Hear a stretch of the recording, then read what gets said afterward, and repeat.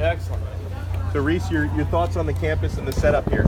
I mean, it's beautiful. I mean, you're in mid-November, and I'm wearing short pants. That's a good thing for football season, but I think the better thing is that this rivalry is significant again. I've been sort of struggling with whether rivalry is even the right word for the relative few number of times these two have played, but those games have been so defining, and to have it be meaningful again in the grand picture and the big landscape is pretty cool. So you got a great setting, you got warm weather, you got short pants, you got the Irish and the Canes. That can't be better than that, right? Have you gotten the sense, though, hearing from fans, players over the last week, that there is still a bitter rivalry between these two schools? No question. I don't think there's any doubt about it. And it's one of the things that makes the history of this series so compelling is that you went, they've played now 3 times in a quarter of a century. This will be the 4th, and yet it's still somehow part of the DNA of both schools that it sort of riles them up when the other one's mentioned, and I think that's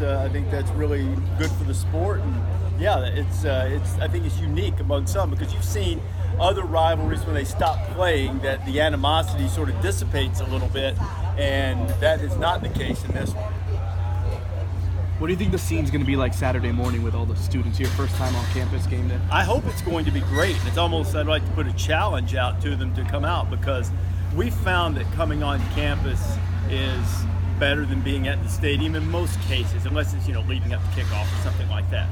But this is a beautiful campus. I know that the students are really excited about the way their team is playing, so this is an opportunity to come out and showcase it, maybe rock a turnover chain or two, and have some fun on Saturday morning. So I hope we'll come out and be part of it. Get a chance to see Alex Rodriguez. He's going to be our guest picker Saturday, so that's maybe you guys see A-Rod all the time. It'll be cool to have him on in that setting, picking some football games.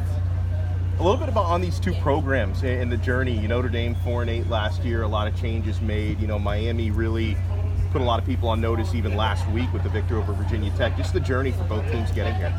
Notre Dame made a ton of changes. Miami's was a little bit more development as Mark sort of settled in and they bought in the program, learned how to win close games, which they most certainly have done this year.